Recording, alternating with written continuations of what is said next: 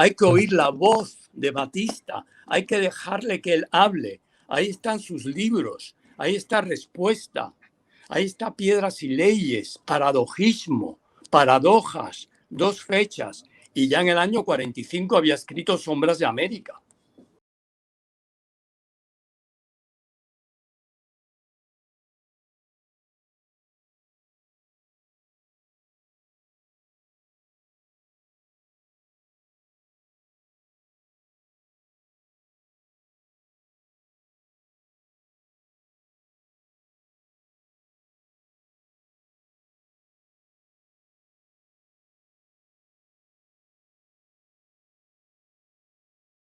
Quiero hacerte una pregunta, Bobby, porque mi generación, yo nací en el 83 y a mi generación se le dibujó en la escuela un Fulgencio Batista monstruo, básicamente.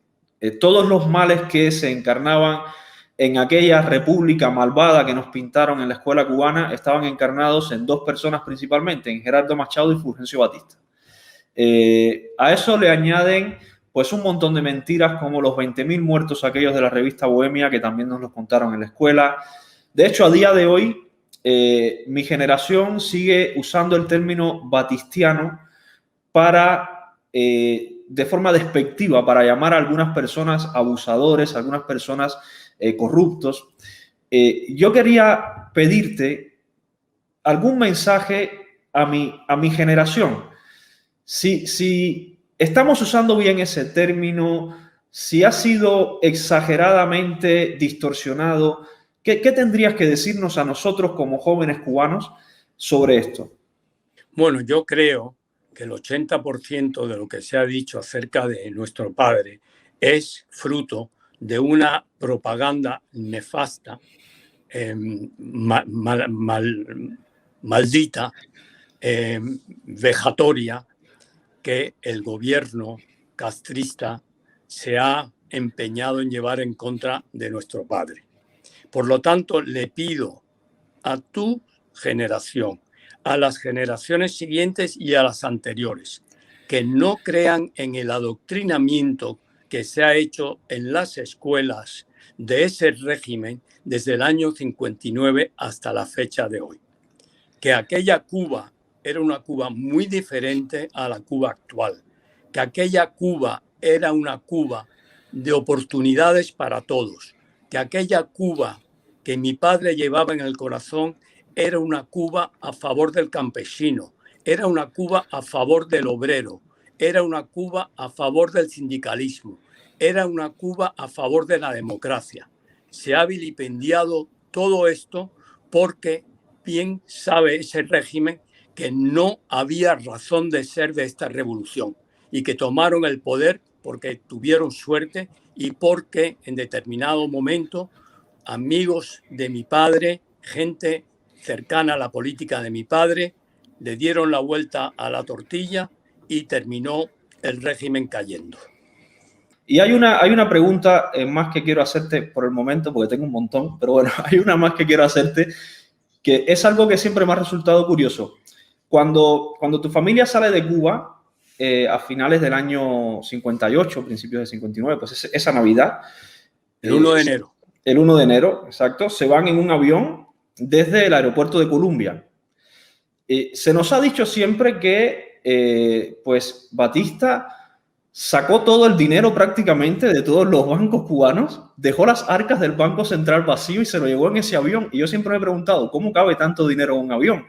Pero bueno, me gustaría que nos hablaras al respecto. ¿Qué de verdad, qué de cierto hay en esto? Mi opinión personal es que es falso, pero me gustaría saber tu versión. Este tema del dinero, del que tanto se ha hablado, es una mentira más, es una falsedad más de las tantas que se han dicho. Que para alegar esta sugerencia del dinero hay que tener pruebas y nadie ha podido probarlo porque no hay pruebas. Segundo, saber que mi padre era desde muy joven un emprendedor nato, un hombre hecho por sí mismo, un hombre que tenía un gran olfato para la política, como se ha podido demostrar, y también un gran olfato para los negocios. como ciudadano privado, tenía derecho, como todo cubano, a tener negocios lícitos. Y de ahí viene su fortuna, la fortuna que pudo hacer y de la que vivimos en el exilio nosotros. En cuanto al tesoro público, y esto hay que tenerlo muy claro y la gente lo debe saber, cuando mi padre se fue de Cuba, dejó un tesoro público muy rico. Y no que lo diga yo, están las estadísticas internacionales. Y más, todo cubano de tu generación, Carlitos, anterior y posterior, tiene que saber que Cuba ocupaba en aquel entonces el tercer lugar en las Américas desde el punto de vista laboral, social y económico.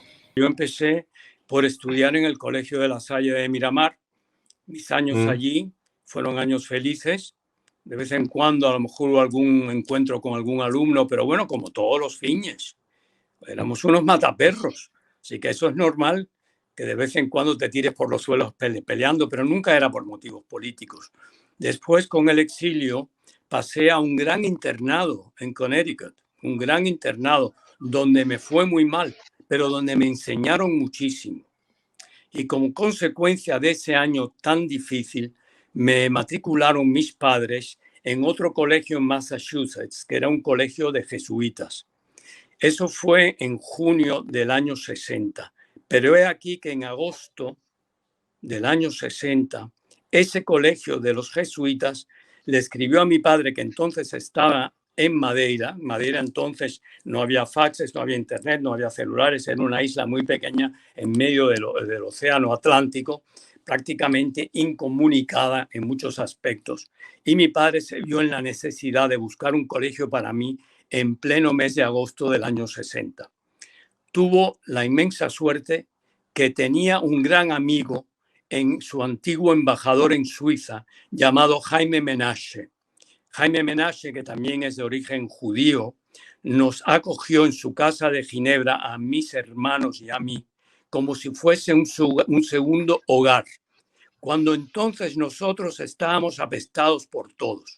Y Jaime Menache nos consiguió un colegio en Suiza en el cual estuvimos cerca de 6 años antes de regresar a España. Un gran internado que queda reflejado en mi libro Hijo de Batista, capitaneado por aquella gran profesora que fue Christiane Fortul, y donde pasé unos años de formación gloriosos, muy en el terreno de las humanidades, más que de las matemáticas, porque a mí las ciencias siempre, por desgracia, siempre se me han dado muy mal.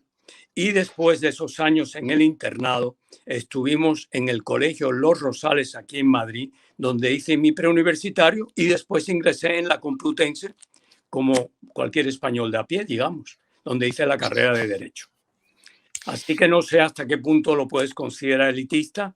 Por un lado estuvimos en colegios, universidades públicas, por otro lado estuvimos en colegios privados, pero bueno, era lo que le exigía el destino a mi padre para con nuestra educación. Pero es que a mi padre se han dicho tantas cosas, que si era venezolano, hoy que si es colombiano, otra vez que si era, sabe Dios de dónde. Lo que sí es verdad es que su madre, mi abuela Carmela, era de raza india y mi abuelo Belisario era pues mulato. Eso es lo que yo tengo entendido. Bueno, primero quiero aclarar lo de colombiano. A mí me parece estupendo que este señor que mencionas diga que mi padre nació en Colombia. Me parece estupendo. Lo único que yo pido es que me dé una prueba, porque no tiene nada de malo nacer en Colombia. Yo tengo grandes amigos en Colombia, así que para mí sería, pues estaría honrado de saber, bueno, mi madre nació en Colombia y después fue a Cuba, desde muy pequeño salió a trabajar, fue ferroviario, en fin, toda la historia que todos conocemos, ¿no? Eso por un lado. Así que si él tiene pruebas, por favor que te las dé y yo con muchísimo gusto, pues adjunto esa prueba a la historia de mi familia. Con muchísimo gusto, no tengo ninguna pega en admitirlo. Por otro lado, en cuanto a la relación de mi familia con la gente de Virán, todos sabemos que Virán está en Oriente, no tengo que decir más, no hay absolutamente ningún lazo de familia. Lo que aquí pasa es que el gran ministro que tuvo mi padre en los años 40, que era el padre de Rafael Díaz Balart y el propio Díaz Balart, son familia por desgracia, o fuera en un momento determinado, de Fidel Castro, porque Rafael Díaz Valar, hijo, su hermana Mirta casó con Fidel Castro, tuvieron a su hijo Fidelito. Entonces, por ese lado, sí había la amistad familiar de los Díaz Valar con los Castro. Y siempre la familia Díaz Valar con los Batista. Eso siempre. Pero nosotros con los Castro nunca tuvimos nada que ver. Fidel Castro sí fue a ver a mi padre a Cuquine con Rafael Díaz Valar. Eso sí es verdad. Porque Díaz Valar le estaba animando para que Fidel dejase ser miembro del Partido Ortodoxo y militase en el partido de mi padre, Partido de Acción Unitaria, que fundó en el año 48, cuando lo eligieron senador in abstention, senador por las villas. Y Fidel se presentó en Cuquine con Rafael Díaz Valar. Y mi padre pues tuvo una conversación, tanteó un poco el terreno y tal, y al marcharse Fidel le dijo a Rafael Díaz Valar: este señor no es candidato para nuestro partido. Y ahí terminó todo, no se dijo nada más. Los mitos y leyendas se convierten en verdades, y esto lo dijo Orwell. De tanto repetir, la gente se los cree. Esta foto de mi padre con Raúl en brazos, pues nadie sabe si es verdad o mentira.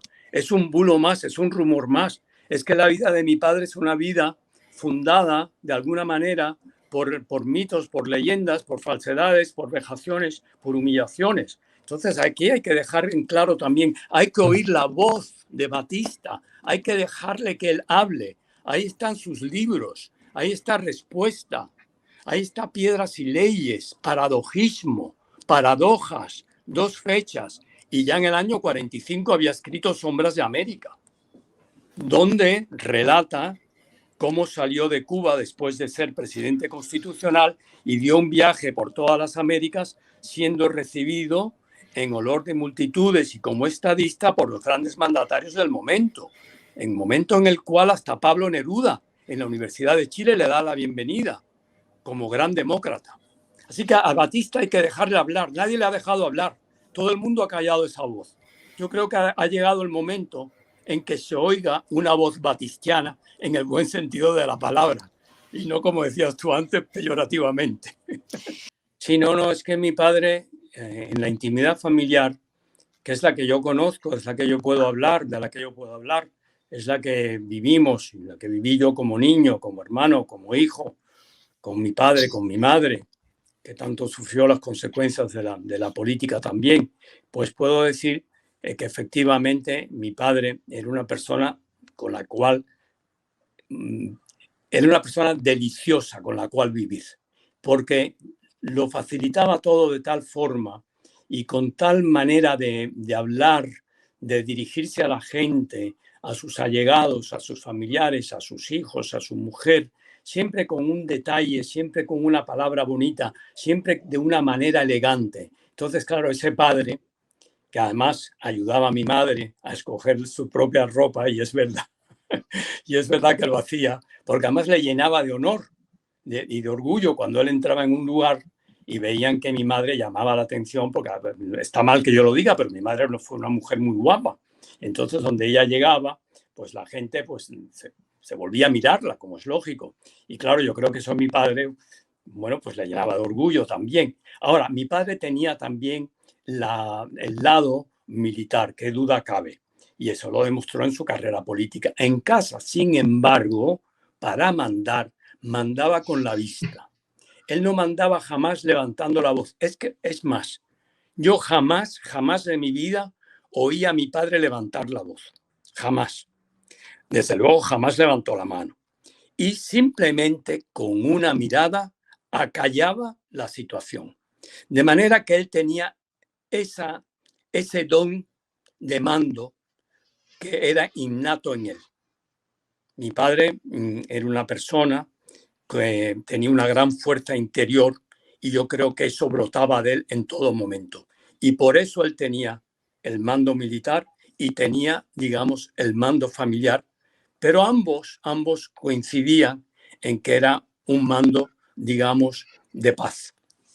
Creo que en una guerra civil se cometen atropellos por todos lados.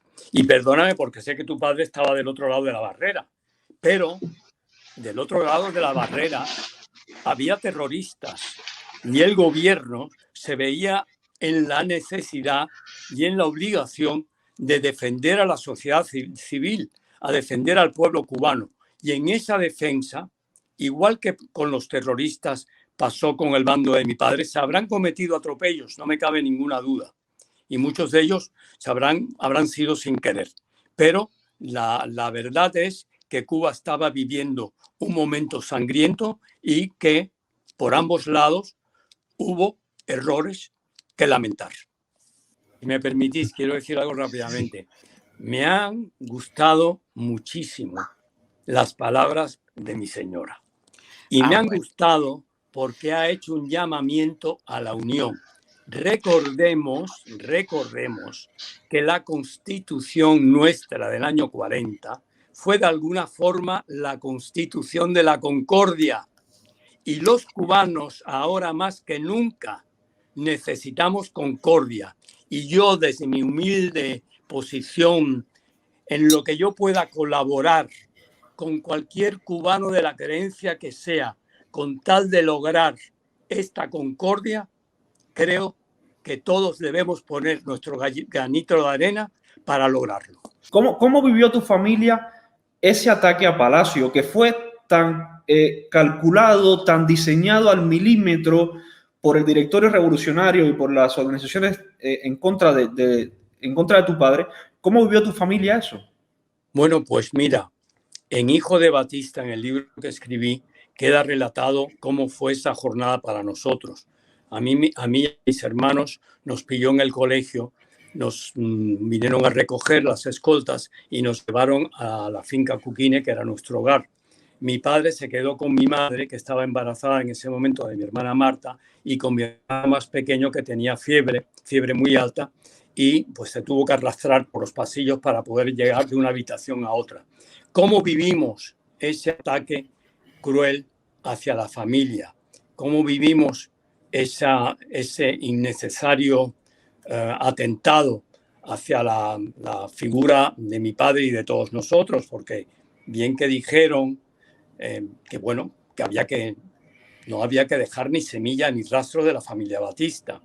Entonces, bueno, pues en aquel momento se vivió de forma alarmante, pero mi padre, que como dije antes, era una persona tranquila, aunque la procesión iría por dentro, pues se enfrentó con la situación y tuvo una respuesta muy buena por parte del pueblo cubano, porque al mes siguiente hubo una manifestación ante Palacio de más de 200.000 personas en desagravio al ataque que había sufrido mi padre.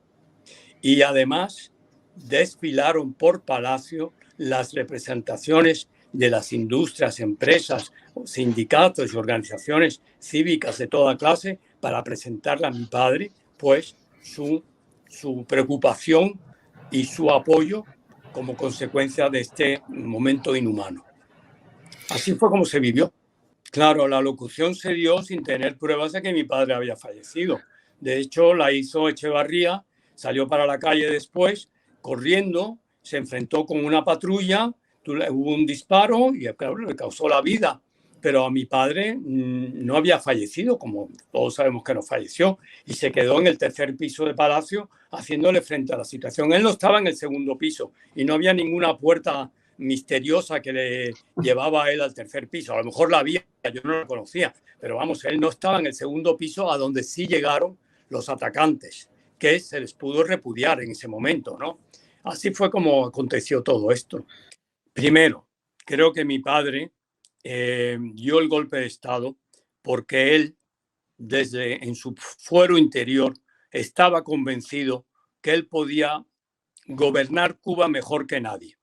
Como de hecho sucedió a la hora de la verdad, porque dejó una Cuba rica, una Cuba pues muy pudiente, una Cuba que La Habana pues era un ejemplo de ciudad, de glamour, de avance, de progreso, y todas las obras que se hicieron por la isla, tanto en el campo como en la educación rural, en fin, los hospitales, todas las obras que se hicieron. Creo que mi padre tenía esa visión, una visión de prosperidad, una visión de oportunidades para todos. Y creo que esa propia visión le traicionó, que fue más fuerte que él. Yo nunca le oí en casa arrepentirse. También yo, creo que esto lo digo en el libro también, no hablaba jamás de Cuba. Tuvieron que pasar muchísimos años para que una noche, creo que fue en el invierno del año 98, trabajando en Nueva York y trabajando de noche, tuviese una epifanía, que era, ya llegó el momento de conocer acerca de la historia de Cuba. Porque yo, desde aquella noche fatídica del 30 de diciembre del 58 que llegamos a Nueva York y nos recibió aquella turba con aquellos insultos y vejaciones, no pude nunca más, hasta bien finalizado el siglo pasado, enfrentarme con la historia de Cuba. Ya no solamente la de mi padre, sino la de los demás presidentes y de lo que vino después.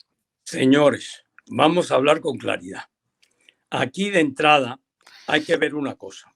Cuando mi padre, en determinadas circunstancias, que fueron aquellas elecciones del año 55, que de alguna manera se puede decir que son carentes de una cierta legalidad, de alguna manera se puede decir, todos sabemos por qué, restablece en su integridad la Constitución de 1940, la de la Concordia. Y por lo tanto, en Cuba existe separación de los tres poderes, del Ejecutivo, del Legislativo y del Judicial. Y entonces mi padre, basado en principios constitucionales, usa de su propia clemencia para dejar a Fidel Castro y a sus adláteres en libertad. Y estos marchan al exilio y empiezan su revolución, por desgracia para el pueblo cubano. Pero bien que mi padre, nuestro padre, advirtió que así sería, que sería una desgracia para el país si esta gente tomaba el poder.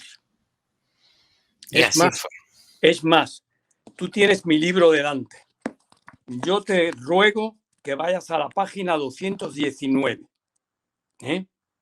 y verás ahí una declaración que hizo mi padre el 1 de enero del 59 a su llegada a la República Dominicana, cuando le preguntan en la entrevista cómo veía el porvenir inmediato de Cuba.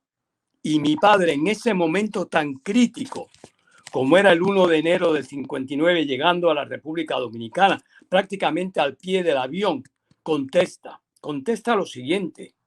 Voy a leerlo. Si quieres, lo leo. Léelo tú. Ok.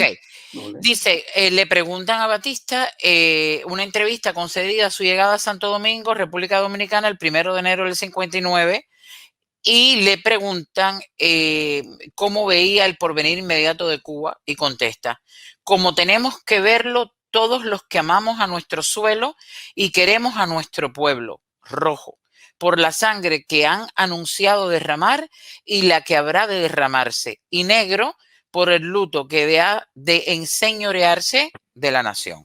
Mejor dicho, imposible. Bueno, esta era la pregunta que faltaba. Ya se me hacía raro que no lo hubieses preguntado. Bueno, aquí otra respuesta sencilla. Me remito a un estudio recién que ha hecho un catedrático de la Universidad Kean, que se escribe K-E-A-N, en Nueva Jersey, en los Estados Unidos. Y es un estudio sobre Batista y la mafia, que está publicado nada más y nada menos por la Harvard University Press. Es decir, no está publicada por él mismo, sino por la Universidad de Harvard. Es un ensayo en el cual prueba que entre Batista y la mafia no había ninguna relación. Date cuenta, además, que cuando hubo aquel congreso de la mafia en Cuba, mi padre no era presidente, que fue en los años 40, a finales. Así que no fue bajo su presidencia. Que después vinieron a Cuba y con la política turística de mi Cuba sí pudieron hacer inversiones legales y abrir los casinos y traer esa vida de glamour que tanto se cuenta y de la que tanto se habla favorablemente. Pues eso es posible, pero al amparo de una ley, no al amparo de corrupción. Yo creo que lo que debemos llevarnos de esta reunión de los 4 cubanos que estamos teniendo en unión de los oyentes de la audiencia es que seamos conscientes de la necesidad que tenemos todos de entendernos entre nosotros. y que nos apoyemos mutuamente, seamos del origen que seamos, de la creencia que tengamos, del partido por el que aboguemos, pero para salir adelante unidos y para que Cuba recupere una democracia representativa. Eso es lo que cuenta en este momento para todos nosotros.